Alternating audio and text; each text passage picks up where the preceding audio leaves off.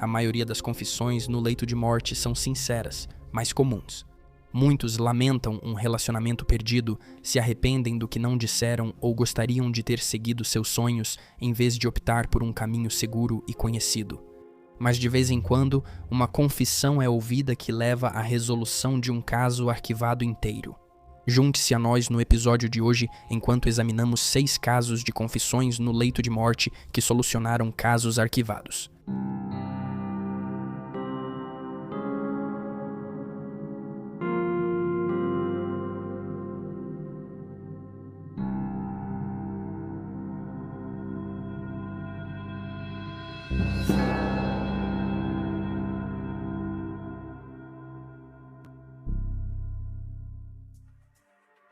Jimmy Carroll. James Brewer, de 58 anos, estava no hospital em 2009 após ter sofrido um derrame. Quando decidiu confessar seus crimes, os médicos haviam lhe dito que seu prognóstico era sombrio. Ele disse aos policiais do Tennessee que queria limpar sua alma e aliviar sua consciência antes de encontrar seu criador. Isso levou os policiais a visitá-lo no hospital e descobrir que ele era responsável por um assassinato em 1977. Naquela época, ele havia sido preso por atirar fatalmente em um homem chamado Jimmy Carroll, no Tennessee. De acordo com relatos, em 27 de abril, Brewer confrontou Jimmy em um posto de gasolina, atirou nele 2 vezes e depois fugiu de carro, deixando-o para morrer. Ele achava que Jimmy tentou seduzir sua esposa. Embora Brewer tenha sido preso, logo depois ele foi libertado sob fiança, fugiu do estado e viveu foragido com sua esposa, Dorothy. Ela teria sido acusada pela polícia em 1977, mas nunca foi indiciada. Porém, os arquivos originais do caso se perderam, tornando incerto o conteúdo da acusação. O casal foi primeiro para o Texas, onde Brewer conseguiu obter um novo número de seguro social, mas eles acabaram se estabelecendo em Shawnee, Oklahoma. Adotando o sobrenome Anderson, Brewer trabalhou como maquinista em uma fábrica até sofrer seu primeiro derrame em 2008. Quando confessou, Brewer e a esposa já tinham construído uma boa vida, frequentavam a igreja e apoiaram a filha na universidade. Ela agora era casada e tinha filhos próprios. O casal nunca mais teve contato com a família e amigos deixados para trás, enquanto Brewer confessou achando que morreria. Em uma reviravolta do destino, ele se recuperou adequadamente do derrame, levando a polícia do Tennessee a acusá-lo novamente pelo assassinato de Jimmy Carroll. Mohamed Taki. Em 9 de março de 2010, a polícia de Fulham, Londres, Inglaterra, chegou a uma casa na Alderville Road e forçou a entrada. Poucos dias antes, eles haviam recebido uma denúncia sobre a existência de um corpo escondido na propriedade. Um detetive sargento declarou mais tarde: "No início, encontramos uma área de forro que havia sido enrolada. Depois encontramos o que parecia ser uma capa de edredom e restos esqueléticos vestidos. O corpo, também envolto em sacos plásticos e carpete, foi encontrado em posição fetal. Os pés da vítima estavam amarrados e enterrados sob um pátio de concreto." Após a descoberta, os investigadores localizaram o proprietário do imóvel, um homem de 52 anos chamado Roy Heath. Descobriu-se que ele estava em um hospício com câncer terminal. Por 4 dias, foi interrogado sobre o corpo escondido em sua propriedade. Finalmente, ele confessou que a vítima era um cidadão iraquiano de 53 anos chamado Mohamed Taki, a quem ele estrangulou até a morte em 1998. Uma investigação posterior ouviu que Mohamed foi dado como desaparecido por um amigo em março daquele ano e que ele foi visto com vida pela última vez 2 meses antes, em janeiro. Apesar da confissão, o corpo precisava de identificação formal, mas a polícia demorou para isso. Como o teste de DNA comparado ao de sua irmã em Bagdá foi inconclusivo e não foi possível coletar amostras de seus outros 3 irmãos na Síria. Devido ao conflito contínuo no país, prontuários médicos foram usados posteriormente para ajudar a identificar o corpo. O amigo que havia denunciado o desaparecimento de Mohamed desabou na frente da polícia quando lhe mostraram o chapéu do homem de 53 anos que foi recuperado do local onde ele havia sido enterrado. Apesar do motivo do assassinato ser desconhecido, a polícia encerrou o caso por considerá-lo resolvido. O assassino de Mohamed, Roy Heath, morreu 13 dias após confessar o assassinato. Holly Blake. Em dezembro de 1998, os restos mortais de uma jovem foram encontrados enterrados ao lado de um prédio de apartamentos no quarteirão 800 da West Buckingham Place, em Chicago, Illinois. Seu fim foi violento. Ela havia sofrido um golpe na cabeça um mês antes de morrer. O impacto foi tão severo que quebrou sua mandíbula em 3 lugares e teria tornado comer muito doloroso. Isso estava de acordo com a conclusão do legista de que a jovem havia sofrido de desnutrição severa e crescimento atrofiado antes de sua morte. Enquanto isso, ela morreu porque alguém pressionou suas costelas com tanta força que quebrou 4 ou 5, impedindo-a de respirar. A única evidência que os investigadores tinham era que o pijama dela havia sido fabricado em 1968 e descontinuado 1 ano depois, o que restringiu o período da morte da garota, mas além disso, eles tinham muito pouco com o que trabalhar. Até que uma ex-moradora do prédio ao lado, onde os restos mortais estavam enterrados, apareceu com histórias horríveis sobre os vizinhos. A testemunha era uma mulher chamada Vera Rodrigues, e ela tinha 12 anos quando se lembrou de ouvir sons de uma criança chorando e gritando vindos do apartamento de um de seus vizinhos. Em 1969, quando ela perguntou à mãe sobre isso, foi orientada a cuidar da própria vida. Vera lembrou: "Eu me lembro de ter ficado com medo. Para quem estivesse lá, parecia haver um constante pesadelo vindo daquele quarto." Vera conseguiu contar à polícia que os pais da garotinha se chamavam Joana e Tomás, e que ela tinha pelo menos um irmão mais novo. Assim, os detetives analisaram os registros escolares em busca de crianças que viviam na casa da rua Buckingham. Quando eles descobriram Scott Blake, um garoto que morava na rua Buckingham Oeste e tinha pais chamados Joana e Tomás Blake, enquanto Tomás já havia falecido, Joana estava viva, havia se casado novamente e agora tinha o sobrenome Miller, morando em Nebraska. Os detetives então intimaram os registros de nascimento que mostraram que uma filha chamada Holly Lee Blake havia nascido em 1962. Curiosamente, não havia registros escolares ou qualquer evidência real de que Holly existia, além de sua certidão de nascimento, mesmo que ela tivesse 7 anos quando faleceu.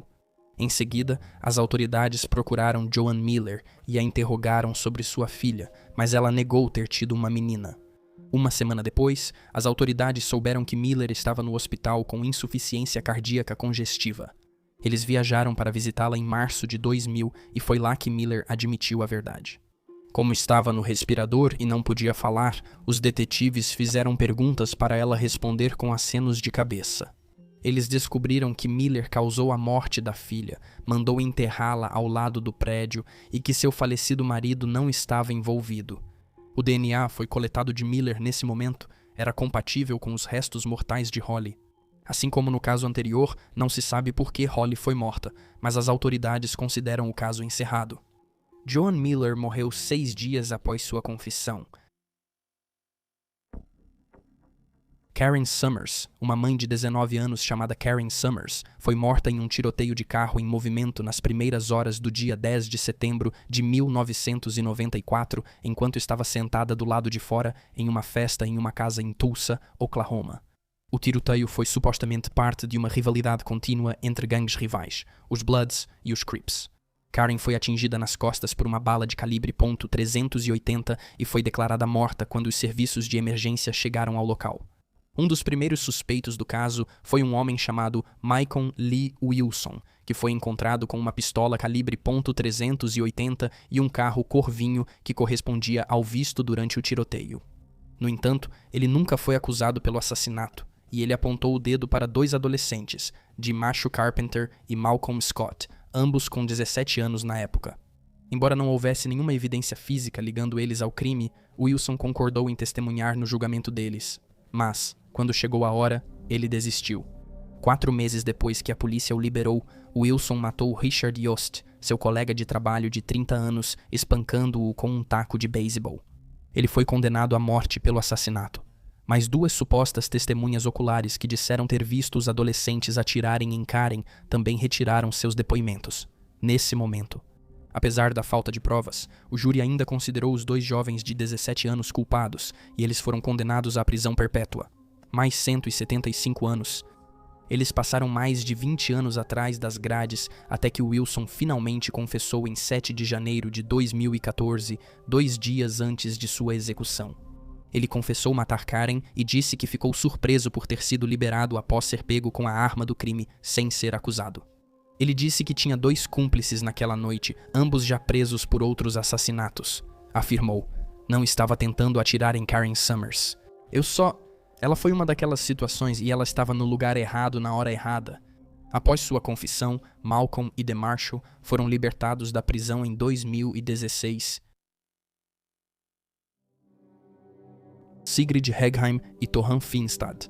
Fritz Mohan nasceu em Sarpsborg, Noruega, em 17 de dezembro de 1941. Notavelmente, ele era surdo de nascença e sofria de paralisia parcial, o que levou sua mãe a decidir que não poderia cuidar dele.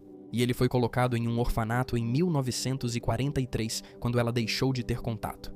Enquanto isso, seu pai morreu durante a guerra em 1944, sem nunca ter conhecido o filho.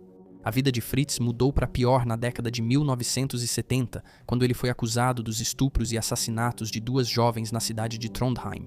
Sua primeira suposta vítima foi Torrin Finstad, que desapareceu em 4 de outubro de 1977. O corpo dela foi encontrado 2 dias depois, e ela havia sido estuprada e estrangulada. Fritz foi preso e indiciado na primavera do ano seguinte, e em maio, ele foi condenado e sentenciado à prisão perpétua, embora sua sentença tenha sido reduzida para 16 anos após sua equipe de defesa recorrer da decisão. Anos depois, em 1981, ele foi indiciado por um caso mais antigo, o de Sigrid Heggheim, que foi encontrada morta em setembro de 1976. O assassino tentou estuprá-la antes de estrangulá-la até a morte. Fritz foi condenado por esse assassinato em dezembro de 1981 e recebeu mais 5 anos de prisão, segundo relatos. Embora Fritz tenha confessado os crimes, provavelmente o fez por meio de intimidação. Além disso, seus problemas de comunicação provavelmente influenciaram essa suposta admissão de culpa. Outra peculiaridade do caso é que amostras biológicas das cenas do crime foram coletadas e testadas na época, mas depois foram perdidas e destruídas. Ninguém sabe por que foram destruídas, nem quem as destruiu ou perdeu. Fritz permaneceu na prisão por décadas, apesar de sua própria equipe de defesa ter observado que uma grande injustiça havia sido cometida. Seu advogado finalmente conseguiu um novo julgamento para ambos os casos em 2 de janeiro de 2000, mas só em 2004 o primeiro julgamento começou. O novo juiz anulou a condenação e absolveu Fritz do estupro e assassinato de Sigrid Heggheim, enquanto o tribunal observou que as provas forenses o haviam inocentado. Eles disseram que havia dúvida razoável suficiente para que ele não fosse condenado. Observando que ele tinha álibi no momento do crime e as evidências indicavam que Sigrid fora perseguida, derrubada e amarrada com suas roupas.